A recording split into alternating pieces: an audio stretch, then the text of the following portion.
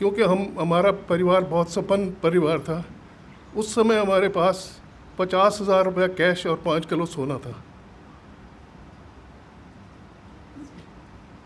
हमारे पिताजी के एक मित्र थे सैयद, उन्होंने कहा जी आप लोग हमारे घर में आ जाइए, आपको मेरे घर में आओगे तो आपके ऊपर अटैक नहीं होगा। हम लोग उनके घर चले गए।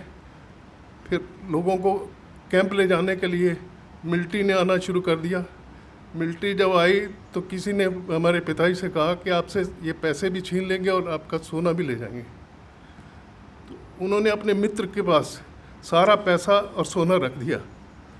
24 सितंबर सुबह 10 बजे अटैक शुरू हुआ। सबसे पहले तो उन्होंने पैसे छीने, जो कुछ है दे दो, हम मारेंगे नहीं। उसके बाद में यंग लड़कियां निकालनी शुरू कर दी। 300-400 लड़की, 4,000 पूरी ट्रेन में पैसेंजर थे। पहले तो उन्होंने 300-400 लड़कियां निकाल ली। फिर ऐसा काटना शुरू कर दिया जैसे ओपन वैगन में गन्ना बाहर निकला होता है, उसको जैसे काटते हैं ऐसे इस तरह से तलवार से, लाठियों से मारना शुरू कर दिया। मेरे परिवार के 14 मेंबर्स थे, 11 मेंबर्स को मेरे सामने मारा गया। वो पूरी ट्रेन दिल्ली लाई गई। वो ट्रेन को नेहरू को दिखाया गया, जवाहरलाल गांधी को दिखाया गया। उन्होंने कहा ऐसा नहीं होना चाहिए। जब पटेल जी ने देखा तो उन्होंने कहा एक के बदले 4 होना चाहिए। 3 ट्रेन कटने के बाद में पाकिस्तान ने हाथ खड़े कर दिए। ये पोजीशन थी।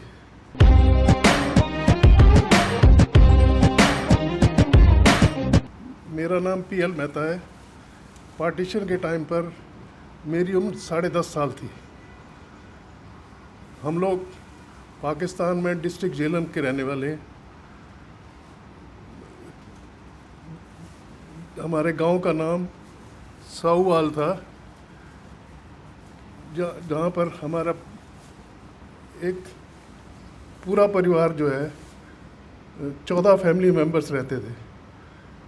हमारे घर में जो एरिया था लगभग 1 एकड़ में, आधे एकड़ में मकान था, आधे एकड़ में अपना गाय भैंस रखने के लिए जगह बनाई गई थी। पार्टीशन होने के बाद में मुझे नहीं पता था कि पार्टीशन में क्या होता है। जब वहाँ पर जुलूस निकला तो मैं भी उनके साथ हो लिया। वो पाकिस्तान जिंदाबाद के नारे लगाते रहे, मैंने भी लगाने शुरू कर दिए। मुझे मालूम नहीं था कि पार्टीशन होता क्या है।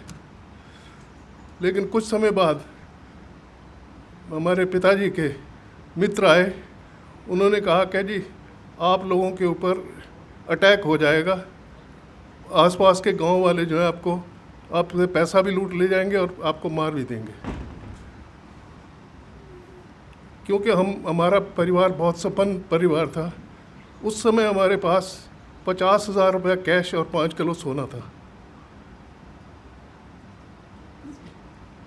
हमारे पिताजी के एक मित्र थे सैयद, उन्होंने कहा जी आप लोग हमारे घर में आ जाइए, आपको मेरे घर में आओगे तो आपके ऊपर अटैक नहीं होगा।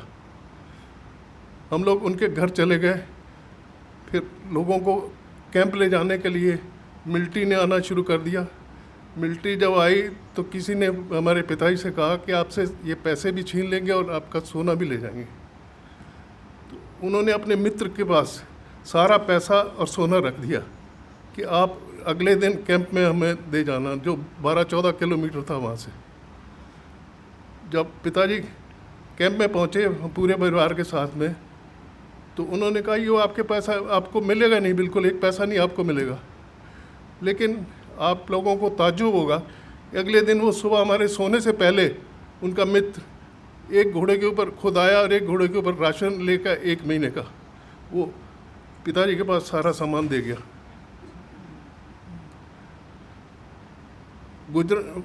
पिंडानन खान में जो कैंप लगा था वहाँ से 3 गाड़ियाँ चली थी। 3 गाड़ियों में पहली गाड़ी सरदारों की थी। उसमें कुछ जगह थी, लेकिन पिताजी ने कहा कि सरदारों के ऊपर सबसे पहले, पाकिस्तान में सरदारों के ऊपर सबसे पहले अटैक होता था, लेकिन उन्होंने मना कर दिया।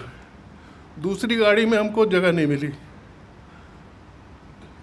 ट्रेनें जो हैं पैसेंजर ट्रेन्स जो हैं इतनी शॉर्टेज हो गई कि उन्होंने ओपन वैगन मंगा के हमको ओपन वैगन के अंदर 100 आदमी एक एक वैगन में बिठा दिया, बिस्तर के ऊपर बैठ के ओपन वैगन में बैठ गए हम लोग। दूसरी ट्रेन के ऊपर 2 जगह थोड़ा थोड़ा अटैक हुआ, लेकिन वो लोग सारे बच गए। हमारी ट्रेन के ऊपर जो अटैक होना था वो कामोकी स्टेशन पर जब हम लोग पहुँचे शाम को, तो ट्रेन वहाँ सारी रात रोके रखी और ये महसूस होता रहा कि कुछ लोग जो है ना इकट्ठे हो रहे हैं, स्टेशन के आगे जा रहे हैं। सुबह गुजरांवाले से पुलिस आई, उन्होंने कहा जी आप लोग अपना सारा हथियार हमको दे दो क्योंकि आप हिंदुस्तान में नहीं ले जा सकते। सब लोगों ने हथियार दे दिए। हमारे साथ बलोच मिलिट्री थी और पुलिस ने कहा कि आगे मॉब है, हम उनको हटाने जा रहे हैं। वो हटाने क्या गए थे, उनको साथ में बुला लाए, अब आप अटैक कर सकते हो। 24 सितंबर सुबह 10 बजे अटैक शुरू हुआ। सबसे पहले तो उन्होंने पैसे छीने, जो कुछ है दे दो, हम मारेंगे नहीं। उसके बाद में यंग लड़कियां निकालनी शुरू कर दी। 300-400 लड़की, 4000 पूरी ट्रेन में पैसेंजर थे। पहले तो उन्होंने 300-400 लड़कियां निकालनी, फिर ऐसा काटना शुरू कर दिया जैसे ओपन वैगन में गन्ना बाहर निकला होता है, उसको जैसे काटते हैं ऐसे इस तरह से तलवार से, लाठियों से मारना शुरू कर दिया। मेरे परिवार के 14 मेंबर्स थे, 11 मेंबर्स को मेरे सामने मारा गया। उस बाई चांस 2 मुसलमान आपस में बात कर रहे थे कि तेरा बेटा कोई नहीं है, ये लड़का है, इसको अपना बेटा बना लेना, ले जा। पिताजी ने उनसे कहा कि जी इसको ले जाओ लेकिन मारना मत। बाई चांस मेरे पास एक घड़ी, घर में एक घड़ी मुझे मिली, डिस्ट वॉच, वो मैंने जेब में रखी थी। मैंने कहा मेरे से घड़ी ले लो, मुझे छोड़ दो। उन्होंने घड़ी लेके मुझे छोड़ा तो साथ में एक औरत बैठी थी जिसने जेवर पहने हुए थे, उनके जेवर उतारने में लग गया। मुझे अपने चाचा जी ने अपनी तरफ बुला के नीचे बिठा के ऊपर अपना पगड़ी खोल के ऐसे ऊपर डाल ली। उनको तलवार से मारा गया और तलवार का अगला पोर्शन मुझे भी गर्दन पर लगा। हम बैठे रहे वहीं पर। 3500 आदमियों को उन्होंने मार दिया। जो बचे हुए थे या तो ज़्यादा ज़ख्मी थे या मुर्दों के नीचे छुपे हुए थे, जिनमें से मैं भी एक था। हम फिर मिलिट्री ने ये कहा, मिलिट्री वालों ने, अब जब वो थक गए वो चले गए, मिलिट्री वालों ने कहा कि आप लोग प्लेटफॉर्म पर आ जाओ, और वो चले गए हैं। प्रोग्राम ये था कि इनको प्लेटफॉर्म पर ला के सबको मार दिया जाए।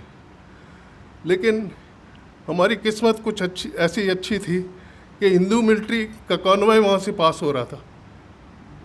मेन रोड जो थी स्टेशन के साथ में लगी, अटैच थी। कामोकी स्टेशन जो है बिल्कुल जीटी रोड के ऊपर था।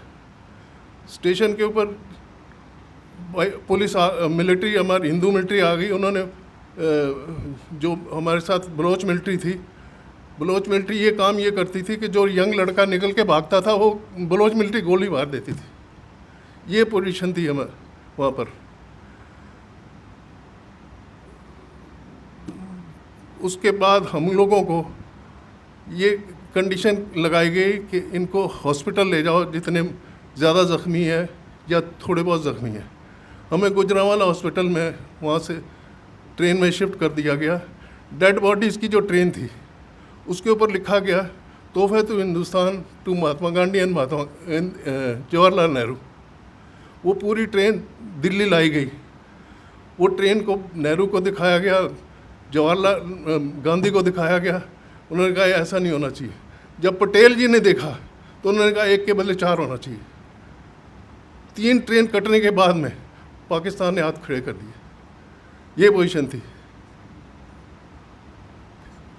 हॉस्पिटल में हमारी हालत ये थी कि 5-6 वहाँ पर लोअर स्टाफ जो था वो हिंदू था, बाकी डॉक्टर सारे मुसलमान थे। जो ज़्यादा ज़ख्मी थे उनको इंजेक्शन दे के मारना शुरू कर दिया।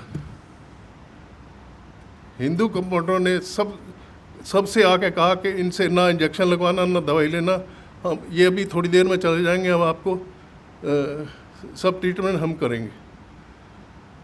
हॉस्पिटल में उन बेचारों ने पूरी रात हमारी सेवा करी, सबकी पट्टियाँ करी। मेरे पास जो कमीज़ थी, मेरे चाचा जी को जब तलवार से मारा तो खून से पूरी भर गई थी, वो मैंने कमीज़ उतार के फेंक दी। एक दिन मैं बगैर कमीज़ के रहा।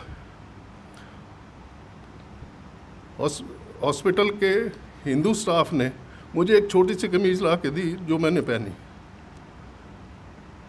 बाई चांस 2 दिन के बाद में जब हमें हिंदुस्तान शिफ्ट करना था तो फ्लड आ गए, रोड्स ब्रीच हो गई। 15 दिन हमको हॉस्पिटल में रहना पड़ा। हॉस्पिटल में हमको 1 रोटी सुबह और 1 रोटी शाम को मिलती थी, जिसके ऊपर दाल डाल के थोड़ी सी दे देते थे।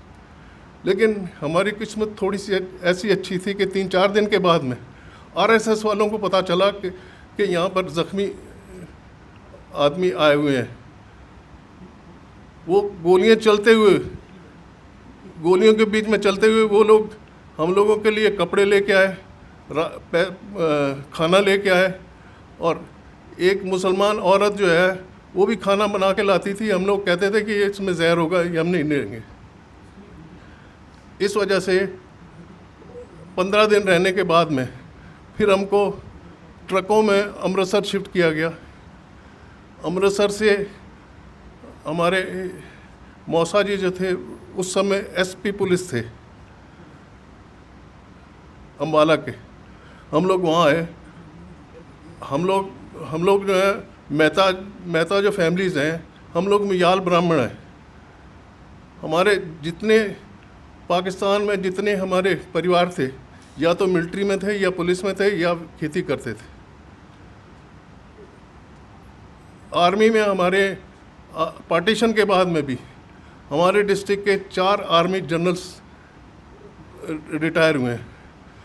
उनमें से और 2 गवर्नर चंडीगढ़ के जो थे वो भी मेहता फैमिली से हैं। एक मिज़ोरम के लेफ्टिनेंट गवर्नर भी छिबर रहे हैं। पार्टीशन के बाद में हम लोग सारे हिंदुस्तान में बिखर गए। कुछ लोग व्यापार करने लगे, कुछ नौकरी करने लगे, लेकिन हम लोगों ने हार नहीं मानी। कुछ आप ये देखिए, पार्टीशन के बाद में भी हमारे आर्मी में या इंडस्ट्री में सब लोगों ने बड़ी मेहनत करके, मोहन मेकिन जो है वो भी मुयाल मेहता फैमिली से ही हैं। सिस्टोपिक एक कंपनी है दवाइयों की, जिनका टर्नओवर करीब 300-350 करोड़ है। उन्होंने प्रोफेसर थे चंडीगढ़ यूनिवर्सिटी में, उन्होंने अपनी कंपनी बना ली, उन्होंने दवाइयों की फैक्ट्री खोल ली। कुछ लोग फिल्म लाइन में चले गए, जैसे कि सुनील दत्त, उनका बेटा, और ओम प्रकाश, अनंत बख्शी, ये सारे मेहता फैमिली से बिलोंग करते हैं।